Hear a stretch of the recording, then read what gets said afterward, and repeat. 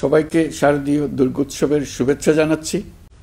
নিজেরা বিভক্ত হয়ে গেলে, ঐক্যবদ্ধ হতে না পারলে আমরা জাতি হিসেবে উন্নতি করতে পারবো না, এমন রাষ্ট্র গঠন করতে পারবো না যেটা নিয়ে আমরা সবাই দুনিয়ার সামনে গর্ব করতে পারি। দুর্গাপুজো উপলক্ষে গত বছরের মতো এবছরেও সরকারি ছুটি 2 দিন রাখা হয়েছে। সঙ্গে 2 দিন সাপ্তাহিক ছুটি যোগ হওয়ায় এই উৎসব আনন্দঘন পরিবেশে পালন করতে পারবেন। দুর্গাপূজা ঘিরে নাশকতার মাধ্যমে কেউ যাতে কোনো আতঙ্ক সৃষ্টি বা উৎসবের বিঘ্ন ঘটাতে না পারে, সেজন্য সরকার, রাজনৈতিক দলসহ সমাজের সর্বস্তরের মানুষ বিশেষভাবে তৎপর রয়েছে। সকল আইনশৃঙ্খলা বাহিনীর প্রত্যেক সদস্যকে আমি এ বিষয়ে প্রয়োজনীয় নির্দেশনা দিয়েছি।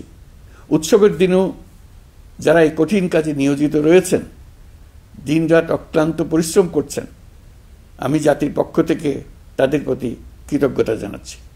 জাতিসংঘের অধিবেশনে যোগ দেওয়ার কারণে আজকের এই উৎসবের দিনে আমি সশরীরে আপনাদের সামনে আসতে পারিনি, তবে আমার শুভেচ্ছা ও অভিনন্দন। জুলাই গণ অভ্যুত্থানের মধ্য দিয়ে আমরা বৈষম্য ও দুর্নীতিমুক্ত একটি সমৃদ্ধ দেশ গড়ার যে অগ্রযাত্রা শুরু করেছি, তার সফল বাস্তবায়ন করতে হলে ধর্ম, বর্ণ, ভেদাভেদ ভুলে সকলকে একযোগে কাজ করতে হবে।